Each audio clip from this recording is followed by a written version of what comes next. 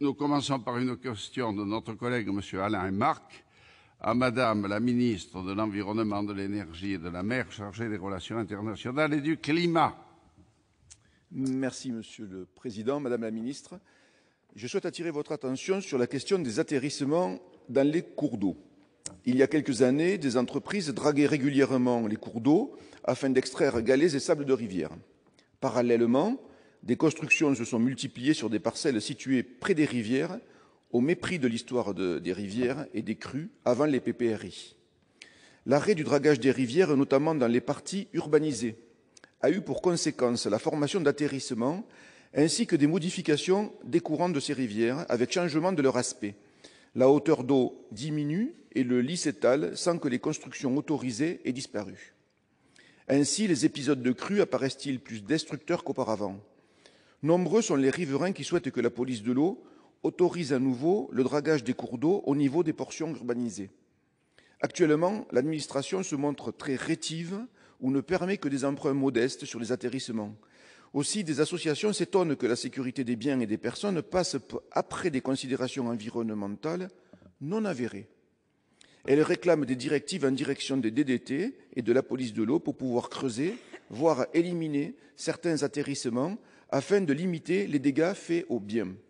Madame la ministre, pouvez-vous nous indiquer vos intentions en la matière? Merci. La parole est à Madame la ministre, Madame Pompili. Monsieur le Président, Monsieur le sénateur Alain Marc, vous avez interrogé Madame Ségolène Royal, qui ne peut être présente aujourd'hui, qui m'a chargée de vous répondre. La prévention contre les inondations est un sujet majeur. Ce n'est pas l'arrêt du dragage des rivières qui entraîne les crues les plus importantes aux conséquences les plus destructrices, mais un ensemble de phénomènes tels que l'urbanisation dans les zones à risque, l'imperméabilisation des sols ou le changement climatique. Dès 2006, l'entretien des cours d'eau à la charge des riverains ne mentionne plus le curage, mais l'enlèvement des embâcles, débris et atterrissements, flottants ou non, par élagage ou recépage de la végétation des rives. L'entretien courant du cours d'eau est par définition limité. Il vise à maintenir l'écoulement normal du cours d'eau. Il contribue à prévenir les conséquences des crues, par exemple en enlevant le bois mort ou susceptible de tomber dans le cours d'eau qui peut créer des embâcles sous les ponts. Il permet d'intervenir localement sur des atterrissements avant que la végétation ne s'enracine dessus. Cet entretien courant, réalisé par le propriétaire riverain, ne nécessite pas de procédure préalable. Lorsque des travaux plus importants nécessitent un curage pour rattraper un entretien non réalisé régulièrement ou sont susceptibles de modifier le profil du lit du cours d'eau, ils sont soumis à déclaration ou à autorisation préalable au titre de la loi sur l'eau. Par ailleurs, les collectivités territoriales peuvent prendre en charge des opérations groupées d'entretien pluriannuel des cours d'eau en vertu de l'article L215-15 du Code de l'environnement. Dans ce cadre, elles peuvent établir un plan de gestion pluriannuel en s'appuyant notamment sur les syndicats de rivières pour en évaluer les impacts à l'échelle du bassin versant. Les solutions à apporter doivent répondre d'abord sur le fond aux questions de l'identification des cours d'eau.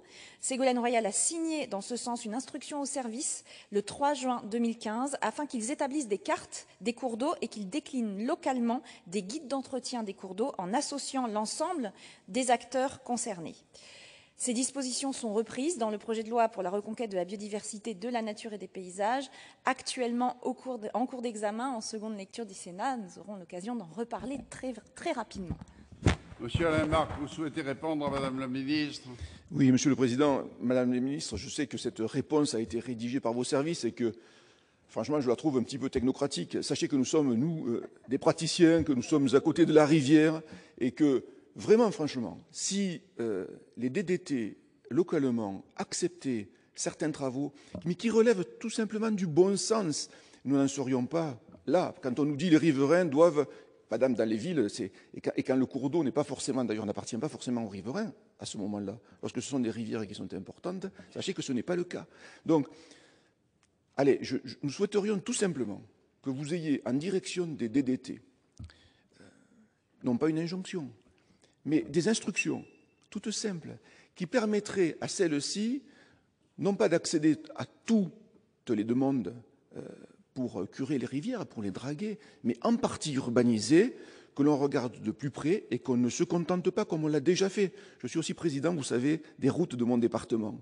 Des routes allaient s'effondrer parce qu'on n'avait pas curé la rivière et que le courant avait été modifié. Vous savez ce qu'on nous a répondu? On a accepté que nous enlevions 50 cm au-dessus de l'embâcle. Moyennant quoi, 2 ans après, il s'était reformé et le problème était toujours là. Alors, un petit peu moins de technocratie, s'il vous plaît. Pas pour vous, je ne le dis pas, parce que je sais que vous êtes aussi près du terrain, mais un peu plus de bon sens. Et je crois que nous arriverons à quelque chose, bien évidemment, si les DDT acceptent, surtout dans les parties urbanisées, où les gens qui ont eu à subir des crues craignent beaucoup ce type d'événement, eh bien, si nous arrivions un petit peu à aller plus loin.